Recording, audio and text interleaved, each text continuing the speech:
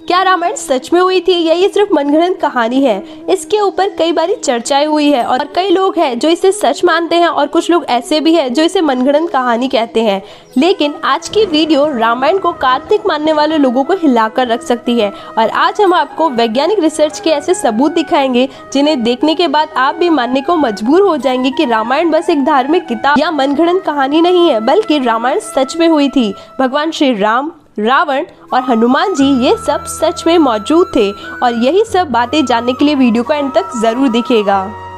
रामायण कालीन हवाई अड्डे। जितना हम रामायण को भारत में मानते हैं उतना या उससे कई ज्यादा श्रीलंका में भी माना जाता है। इसीलिए श्रीलंका में रामायण अनुसंधान टीम ने रावण के रामायण काल के 4 हवाई अड्डे खोजने का दावा किया है। पिछले 9 वर्षों से यह ऑर्गेनाइजेशन श्रीलंका का कोना कोना छान रही थी और उन्हें कई ऐसी जानकारियां और अवशेष मिले, परंतु 4 सालों में लंका के दुर्गम स्थानों की खोज होने के कारण रावण के 4 हवाई अड्डे हाथ लगे हैं। रामायण अनुसंधान टीम के अध्यक्ष अशोक कैंट का कहना है, रामायण की लंका वास्तव में श्रीलंका ही है। यहाँ उन्हें उसान घोड़ा, गुरुलोपाथा, तोलुपोला कंदा और वरियापोला नाम के 4 हवाई अड्डे मिले हैं और इन्हीं हवाई अड्डों से रावण पुष्पक विमान को आसमान में उड़ाता होगा। और ये हवाई अड्डे न सिर्फ ये बताते हैं कि रामायण सच थी, बल्कि ये भी बताते हैं कि इसमें लिखी सारी बातें जिन पर हमें यकीन नहीं है वह भी सच है।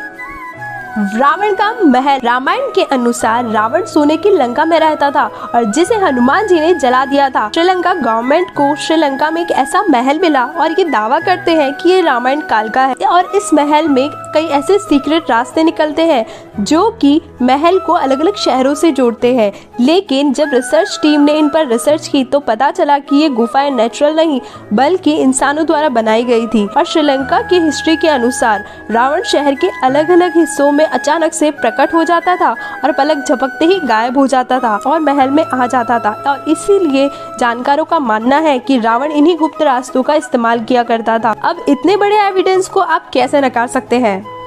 अशोक वाटिका के सबूत। रामायण के अनुसार रावण ने माता सीता का हरण करके माता सीता को अशोक वाटिका में रखा था। कहा जाता है कि अशोक वाटिका रावण का सबसे पसंदीदा स्थान था और ये जगह इतनी रहस्यमय थी कि यह हनुमान जी भी आसानी से ढूंढ नहीं पा रहे थे। मगर हैरानी की बात तो ये है कि अशोक वाटिका आज भी श्रीलंका में मौजूद है। ऐसा माना जाता है कि एलिया पर्वत की गुफाओं में माता सीता को रखा गया था। इसे सीता एलिया के नाम से जाना जाता है। मगर यहाँ पर जिस बात ने सबसे ज्यादा चौंकाया है, यहाँ पर मौजूद पेड़ है। रामायण ग्रंथ के अनुसार जिस बात का जिक्र मिला है वह है अशोक वाटिका में अशोक के वृक्ष, जो कि बहुत ज्यादा है। इसके कारण अशोक वाटिका नाम पड़ा।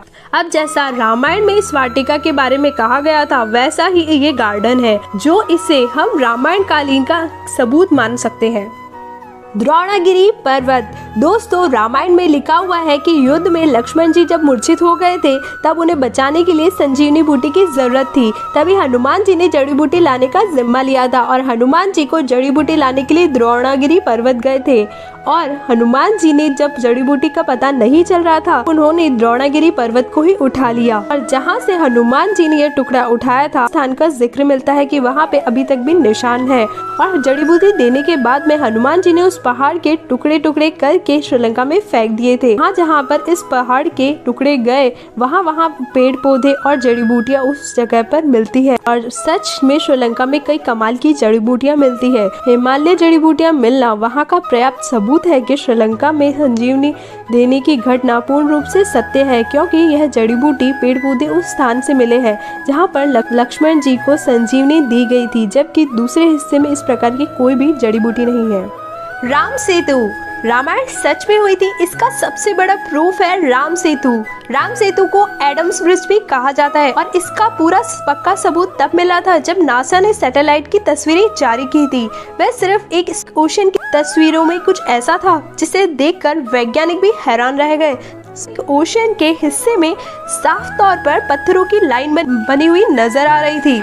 तब वैज्ञानिकों ने इस तस्वीर पर ज्यादा स्टडी की तो पता चला पत्थरों से बनी हुई लाइन है और भारत के धनुषकोटी से श्रीलंका के मन्नार द्वीप तक बनी हुई है, जिसकी लंबाई करीब 30 किलोमीटर तक हो सकती है। ओशन में जब इस हिस्से में नासा ने वैज्ञानिकों के पत्थरों में बना पुल नजर आया, तब वही जगह है जिसका जिक्र रामायण में मिलता है और माना जाता है कि 15वीं शताब्दी तक इसे पैदल पार करने लायक था, लेकिन इतना ज्यादा समय बीतने के कारण यह पुल अपने पूर्ण स्वरूप में नहीं रहा। वैज्ञानिक दृष्टिकोण से हम इस फैक्ट को रामायण के एविडेंस के रूप में देख सकते हैं।